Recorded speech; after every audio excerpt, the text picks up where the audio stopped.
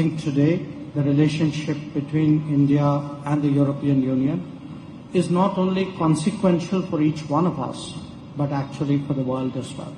The European Union is our largest economic partner, but it is more than that.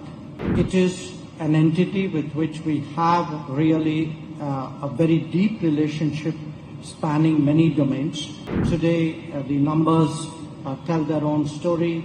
The exchanges speak really of the intensity of our ties. More than that, the promise of what on the negotiations underway we have of the free trade agreement, I think that really in many ways underlines not just the present of our relationship, but what it portends for both of us as well. I think today the relationship between India and the European Union is not only consequential for each one of us, but actually for the world as well. The European Union is our largest economic partner, but it is more than that.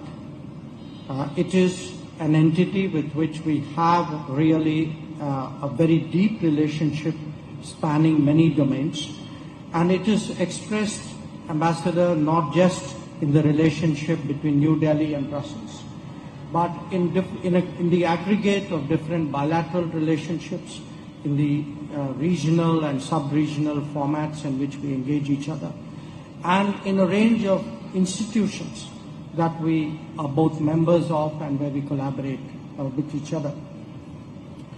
Of course, an important element of that is the economic relationship, and today the numbers tell their own story. The exchanges speak really of the intensity of our ties, and perhaps more than that, the promise of what on the negotiations underway we have of the free trade agreement, the fact that we are one of, I think, your two partners for the Trade and Technology Council, I think that really in many ways underlines not just the present of our relationship, but what it portends for both of us as well. I spoke about this relationship being very consequential because when one looks at the challenges that the world faces, the need for more resilient and reliable supply chains, the need for a stronger digital cooperation based on trust and transparency, the need really in many ways today to de-risk the global economy. I think India and the European Union can both make contributions, but particularly do so by working with each other. I also take the opportunity to recognize the contribution of the European Union to an initiative which was agreed upon last year, the India-Middle East-Europe Economic Corridor.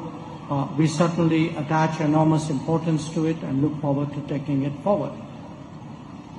Among the welcome developments for us in recent years has been the greater interest that the EU and individual European states have taken in the Indo-Pacific. Many countries and the EU as a whole today has an approach to the Indo-Pacific that we welcome very sincerely. And we also see today a much more serious engagement in the domain of security. It is for us a great pleasure to welcome from time to time the defense presence of Europe as well in this part of the world.